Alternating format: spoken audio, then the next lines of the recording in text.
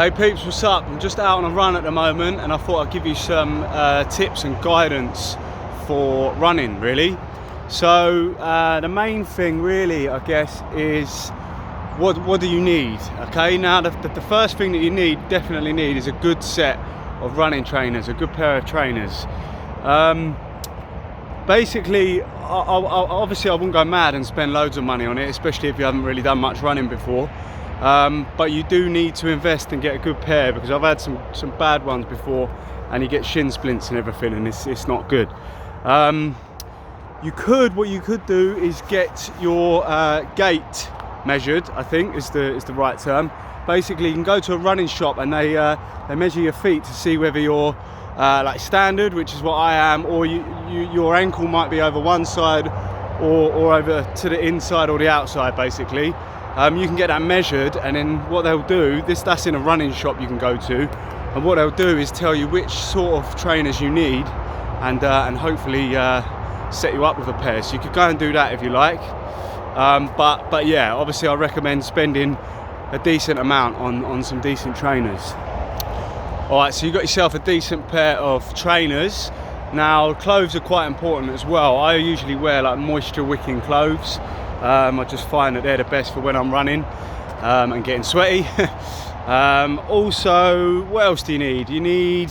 I usually wear a pair of headphones because earphones fall out of my ears quite a lot. I've got weird ears.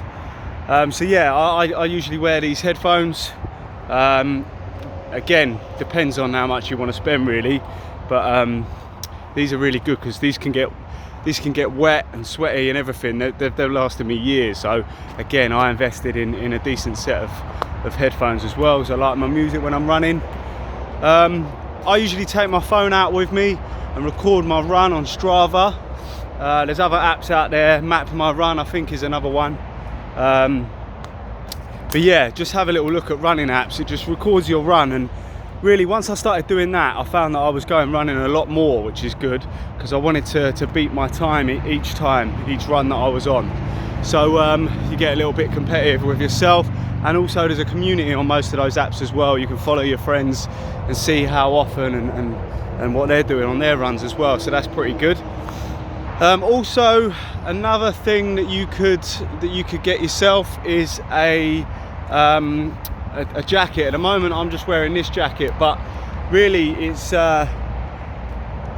it depends when you're running and stuff like that. This jacket's just a warm one, it's not reflective, but I do have a reflective one as well, which I find is good for when you're running in the dark, especially if you're running on pavements and stuff near the road.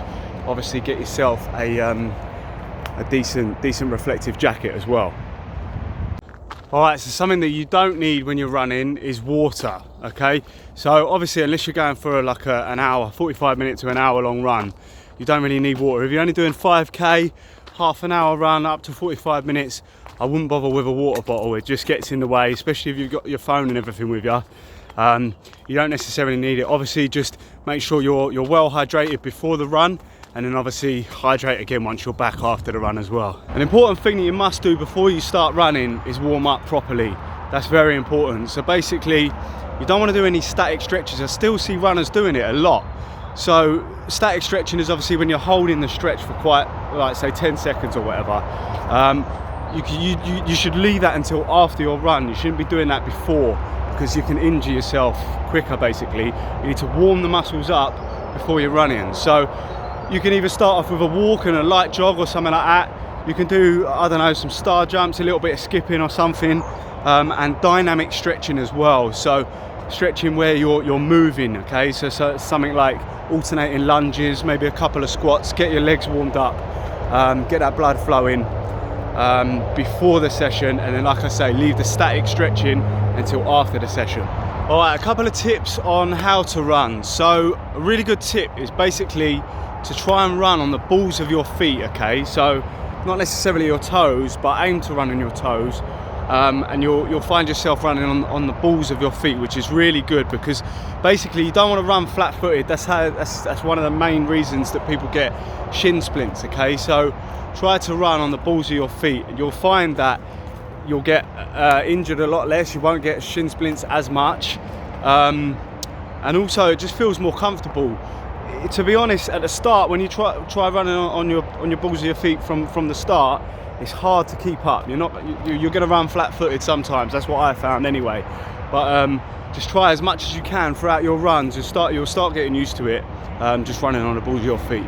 So another good tip as well is to flick your heels back towards your bum when you're running.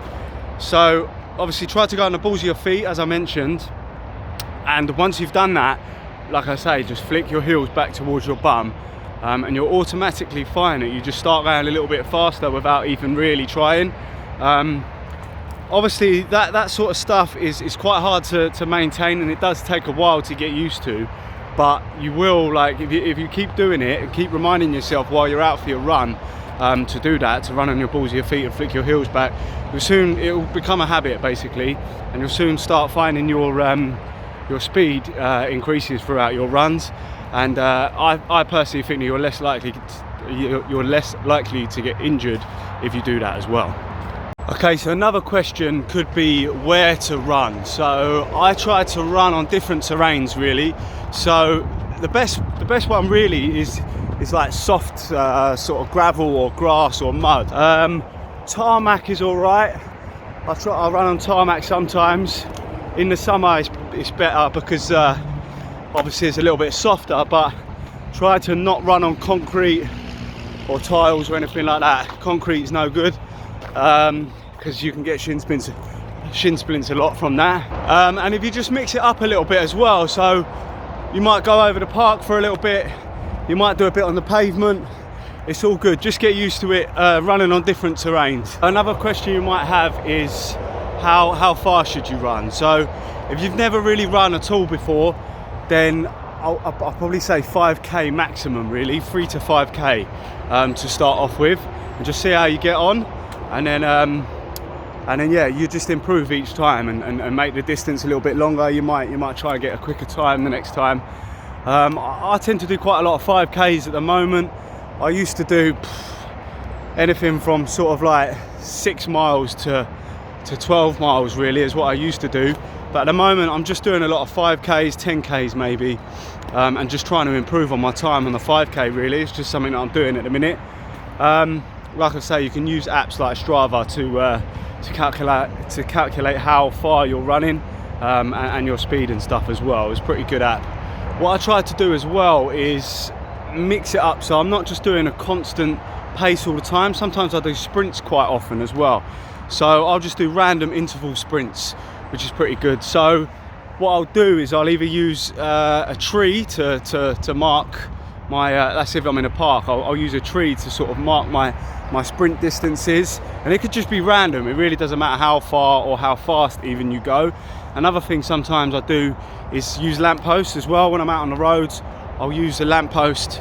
Say, all right, I'm going to start at this lamppost, I'm going to go 100% flat out as fast as I can, and then stop at the next lamppost, and then I'll just start walking, or complete standstill stop, get my breath back and then go again. Another thing you can do is percentages as well. So you could do like you could run certain percentages. So you could say, well, I'm going to run from there to there, and I'm going to do 80% of my maximum speed. Then I'm just going to walk, which is say 5%, and then do 100%. Whatever you want, just change up the percentages each time, and you can use the lamppost and trees to do that as well. You could also use cones as well. You could take cones over the park if you want. Sometimes I do that, and I'll just there's different ways you could do it, but I'll just set the cones out in a square, like a big square over the park, and then say I'll do my warm up, and I'll do, say, on one side of the cones or two sides which are opposite, do a 100% sprint along that side, and then on the other side just do a jog, and then when you get to the cones again on the other side, do a sprint and then a jog, if that makes sense.